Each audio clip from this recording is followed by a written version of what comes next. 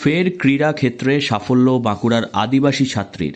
হিড়বাঁধের মশানঝাড় আদিবাসী উচ্চ বিদ্যালয়ের দশম শ্রেণীর ছাত্রী অপর্ণা সরেন এবার গার্লস আন্ডার 17 ন্যাশনাল গেমসে রাজ্যের হকি দলের অধিনায়ক নির্বাচিত হয়েছে। এই প্রতিযোগিতায় যোগ দিতে ইতিমধ্যে হরিয়ানার উদ্দেশ্যে পাড়ি দিয়েছে অপর্ণারা।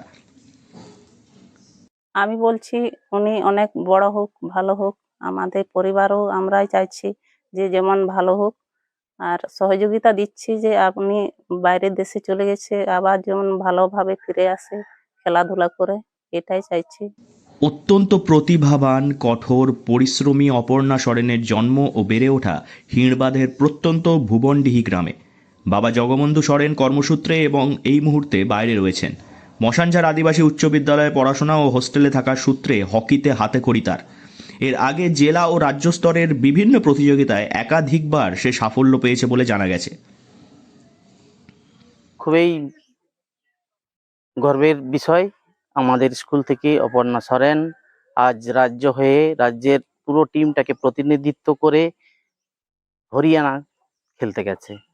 আমরা চাইবো তার সাফল্য, আমরা চাইবো আমাদের রাজ্যের সাফল্য, আর আশা করব যেন সে ন্যাশনালে চান্স পায়। হোস্টেলে ছিল এবং ওখান থেকেই চর্চা শুরু, খেলাধুলার প্রতি তার জেদ এবং আমাদের যে একটা উদ্যম, গতবারে ন্যাশনাল চান্স পেয়েছে, এবারেও ন্যাশনালে চান্স পেয়েছে এবং এবারে যে ক্যাপ্টেনশিপ করছে, অধিনায়কত্ব করছে, এটাই আমাদের সবচেয়ে পাওনা এবং আমাদের স্কুলের সুনাম, তার সুনাম। মেয়ের এই সাফল্যে খুশি অপর্ণার মা অমিতা সরেন, কাকা দীনবন্ধু সরেনরা।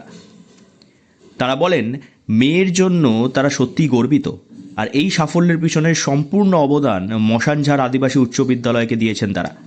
তবে আগামী দিনে মেয়ে জাতীয় দলে খেলার সুযোগ পেলে তারা আরও খুশি হবে বলে জানিয়েছেন।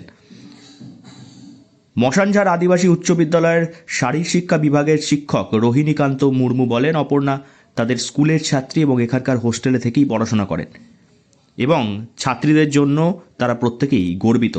তারা এই সাফল্যের ধারা অব্যাহত রাখতে চাইছেন এবং আগামী দিনে জাতীয় দলে যাতে অপর্ণা সুযোগ পায় সেই চেষ্টা করছেন।